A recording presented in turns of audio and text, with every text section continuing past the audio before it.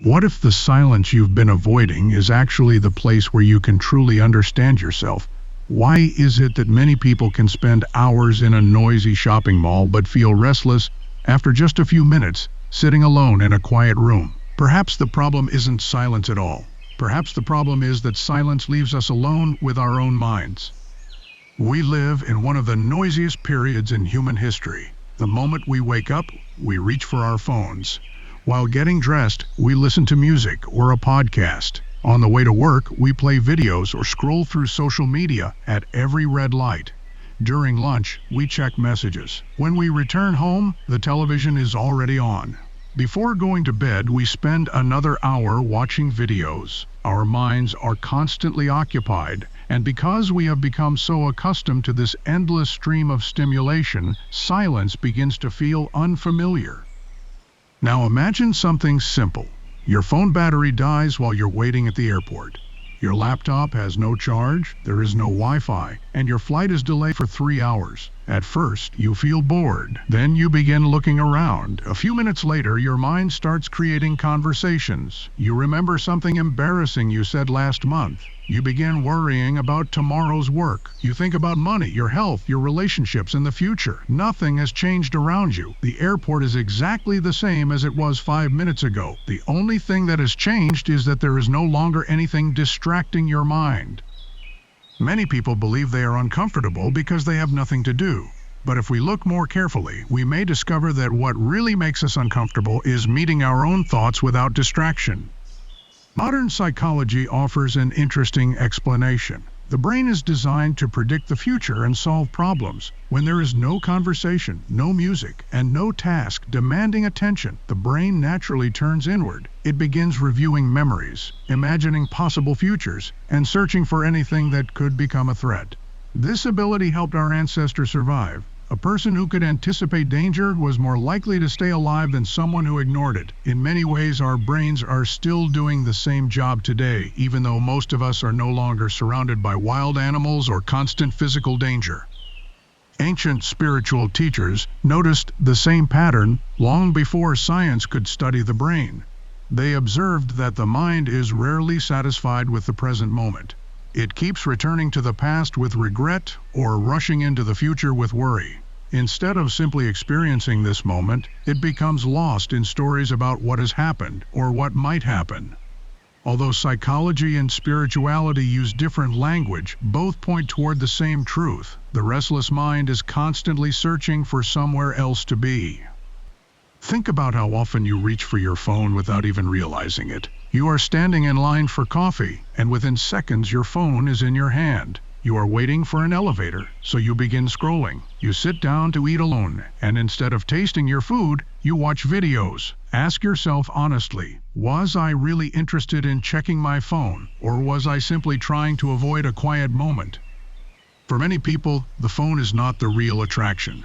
The attraction is distraction itself. We distract ourselves from boredom, from uncertainty, from uncomfortable emotions, and sometimes even from ourselves.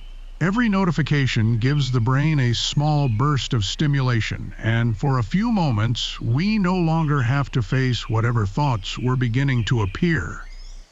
Imagine a muddy jar of water. If you keep shaking it, the water remains cloudy. You cannot see through it. But if you place the jar on a table and leave it undisturbed, something remarkable happens. The mud slowly settles to the bottom and the water becomes clear. The stillness did not create it. The mud was already there. The stillness simply allowed you to see it. Silence works in exactly the same way. It does not create anxiety, loneliness, or fear. Those feelings were already present beneath the surface. Silence simply gives them enough space to become visible. This is why some people immediately turn on music the moment they enter an empty house. It is why others cannot fall asleep without the television playing in the background. It is not always because they enjoy the sound. Sometimes they are trying to avoid hearing the voice of their own minds.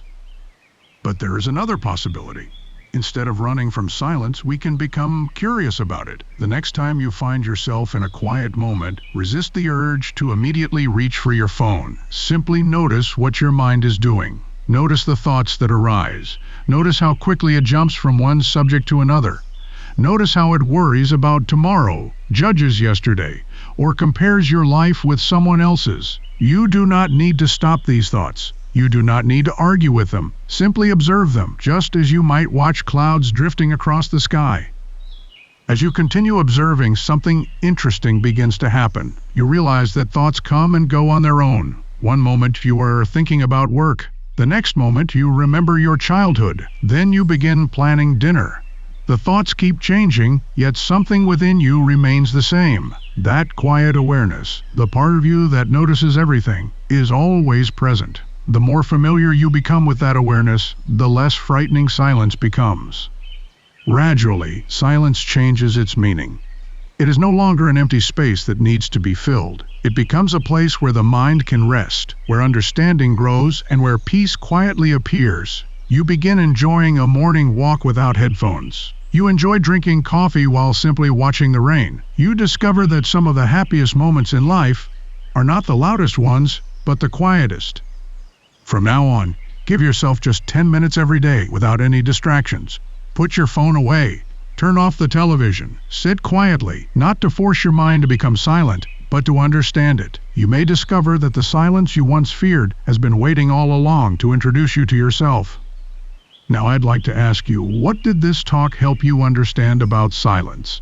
Have you noticed how often you avoid quiet moments by reaching for your phone or distracting yourself? Share your experience in the comments because your story may help someone else begin their own journey of self-understanding. If these talks help you see your mind more clearly, please subscribe and join us as we continue exploring the wisdom of the mind and the art of living with awareness. In our next talk, we'll explore why we care so much about what other people think.